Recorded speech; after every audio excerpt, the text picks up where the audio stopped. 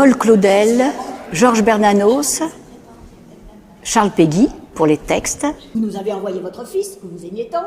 Votre fils est venu, et il est mort. Sacré Parole, Parole Sacrée, et programmateur du Quartier Luna, qui, ce festival, rentre dans le cadre de ce Quartier Luna. C'est hors les murs du Quartier Luna. Voilà. Pour ne pas croire, il faudrait se violenter, se torturer, se tourmenter, se contrarier.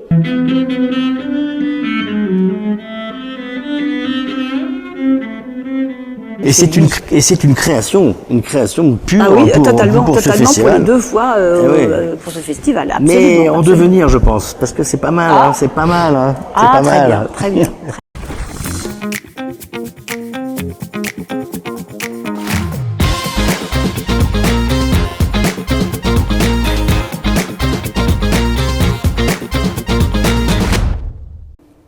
Et eux, les tard venus, ils ont été forcés de se rabattre sur d'autres croix, de s'en fabriquer eux-mêmes, de s'en faire fabriquer artificiellement. Ça ne revient pas au même. Heureux.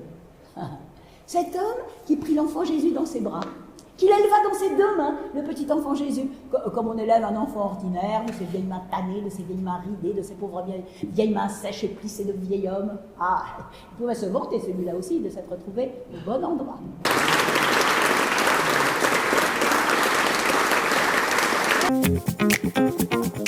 Le spectacle, Parole sacrée, Sacrée Parole, avec Paul Claudel, Georges Bernanos, Charles Péguy pour les textes, et pour les musiques Max Reger, Jean-Sébastien Bach et Arthur Honegger, joué au violoncelle par Pierre Denizet. Et moi, je suis Catherine Salvia, comédienne. Et moi, Stéphane Baquet, co-organisateur du festival Sacré Parole, Parole Sacrée, et programmateur du Quartier Luna, qui, ce festival, rentre dans le cadre de ce Quartier Luna. C'est hors les murs du Quartier Luna. Voilà. Pour ne pas croire, il faudrait se violenter, se torturer, se tourmenter, se contrarier. La foi est toute naturelle, toute allante, toute simple, toute venante, toute bonne venante, toute belle venante. Pour ne pas croire, il faudrait se boucher les yeux et les oreilles pour ne pas voir, pour ne pas croire. La charité va malheureusement de soi. Parole sacrée, Sacrée Parole, on ne peut pas faire mieux que Bernanos, Claudel, Péguy, qui me sont particulièrement chers tous les trois. Donc c'est moi qui ai choisi les textes, et donc c'est vraiment le nirvana de la poésie entre guillemets chrétienne, mais pas que. Oui, puis il y a aussi le musicien qui bien amène sûr, aussi. Bien sûr, Pierre Denizet qui est. Et c'est toi qui a choisi ou c'est non, lui non, qui a non, choisi? c'est lui qui. Alors là, D'accord. chacun. D'accord. Chacun son œuvre. Oui, Et c'est une création pure totalement pour ce pour les festival. deux fois pour ce festival. Mais en devenir, je pense, parce que c'est pas mal, c'est pas mal, c'est pas mal. Bien, très bien, très bien. Bah oui, parce que c'est tellement agréable. C'est beaucoup mieux d'entendre les textes que de les lire, parce que les lire, on se dit oh là là, c'est ardu. Et puis quand on les entend ou quand on les dit, c'est tout à fait différent. Et puis il y en a que tu connaissais par cœur aussi. Ah bah oui, parce que j'en ai joué. J'ai joué les dialogues des Carmélites et j'ai joué le mystère de la charité de Jeanne d'Arc, donc j'ai quelques réminiscences. et l'annonce est à Marie aussi, oui, oui. Vierge Sainte, je vous donne mon soulier. Vierge Mère, gardez dans votre main mon malheureux petit pied.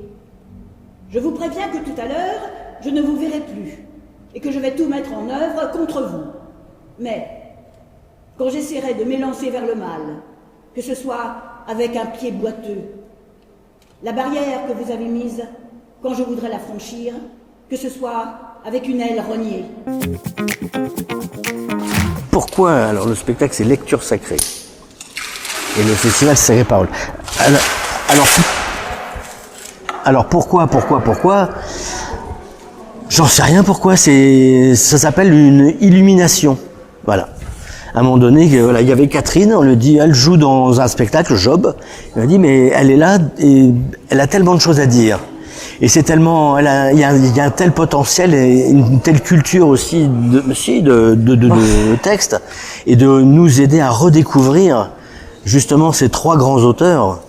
Moi, je découvre Bernanos en fait. Moi, je connais pas du tout. Et c'est vrai que, alors moi, je préfère Claudel quand même. Mais bon, après chacun son truc. Chacun préfère mais chacun quelqu'un. Ah oui, c'est marrant. Oui. Et chacun a sa subtilité. Oui. Et il y a plein de gens qui connaissaient pas et qui découvrent et qui ont découvert aujourd'hui. Et ils ont dit, tiens, ben, on va lire, on va. Mais oui. Pourquoi c'est parce que moi j'ai une chance dans la vie, c'est que je fais que ce que j'aime. Donc c'est une chance parce que voilà. Et donc on m'a proposé de faire ça et carte blanche. Alors j'ai par exemple donc j'ai pris les trois. Par exemple, il y a aussi Léon Blois, mais je connais pas. Alors donc j'ai pas pris François Mauriac, c'est magnifique, mais j'ai pris mes trois chéris. Bernanos d'abord, après Péguy, après Claudel, qui ce sont des sommités. C'est les réduire que de dire mon préféré, c'est. Ce sont des immensités de littérateurs et de réflexion et sûr, d'humanité et d'amour et de foi. Voilà. Donc, oui, c'est. Mon Dieu,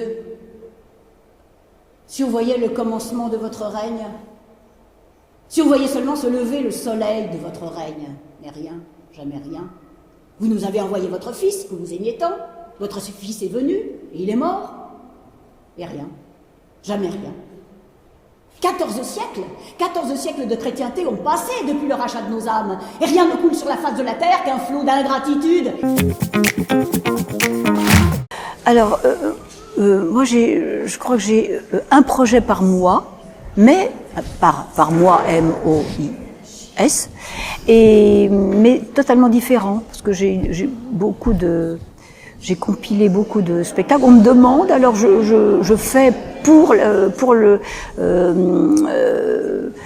l'occasion, c'est-à-dire que je vais faire pour la ville de Richelieu, pour Daniel Mathieu Bouillon, il m'a demandé de faire quelque chose pour la ville de Richelieu, donc je fais les moralistes du XVIIe siècle, parce que j'ai une chose qui s'appelle Du soleil aux lumières, premier volet de 3 volets.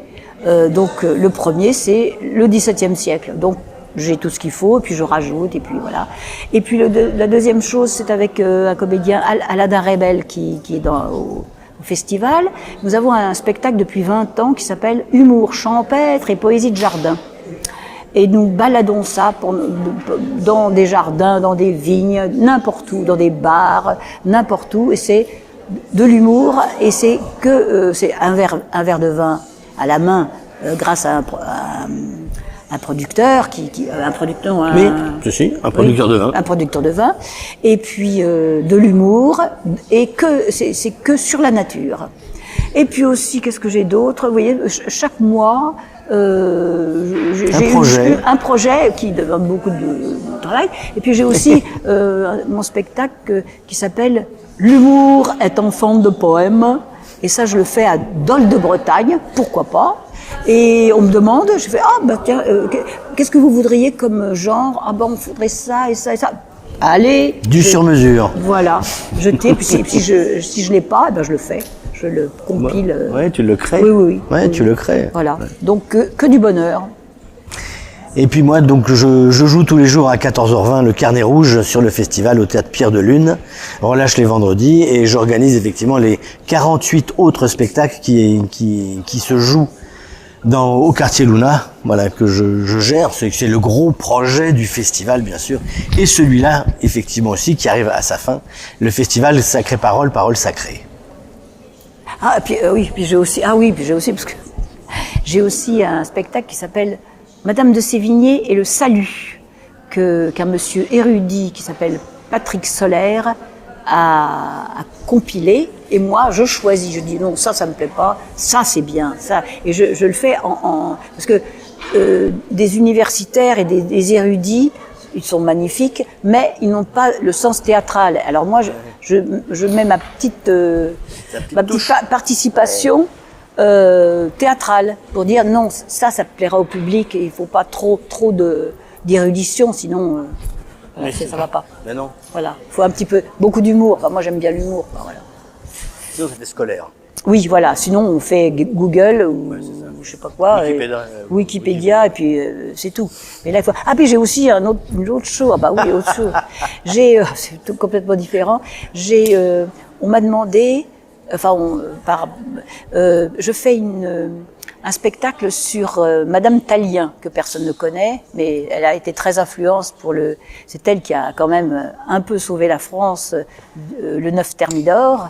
Enfin bref, c'est toute une histoire. Et alors, comme elle n'a pas, Madame Tallien, qui est décédée, princesse de Chimay, elle n'a pas écrit de choses, mais elle a été très influente, mais elle dit elle-même que sa vie ressemble à un conte de fées, à un rêve, à une aventure perpétuelle. Et donc, j'ai pris chacune de ces aventures, parce que c'est vraiment incroyable, et j'ai mis une scène de théâtre en référence à sa vie. Alors, ça va faire, parce que sinon, je suis pas historienne et de faire une biographie de Madame Tallien, ça n'a aucun intérêt, mais je raconte un peu sa vie, mais je truffe ça de scènes de théâtre qui correspondent à ses aventures. Et dans quel répertoire, les pièces de théâtre? Ah bah tout universel. Ah oui, absolument, absolument.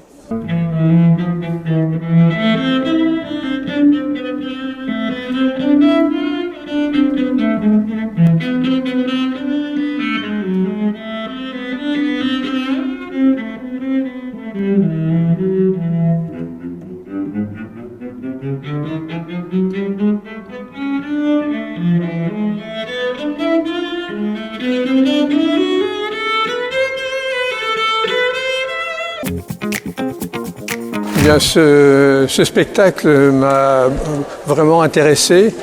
Les différents thèmes exposés sur la foi, l'espérance et la charité, en particulier les textes de Péguy. J'ai récemment lu un ouvrage de Péguy qui avait été décoré par Maurice Denis et les différents poèmes m'ont vraiment touché. Et la voix de Catherine Salvia, je crois. Oui, c'est Catherine Salvia. Et elle nous permet de créer une émotion. Et cette émotion met en valeur et puis nous étreint un peu l'âme et l'esprit. C'est Péguy qui m'a le plus plu.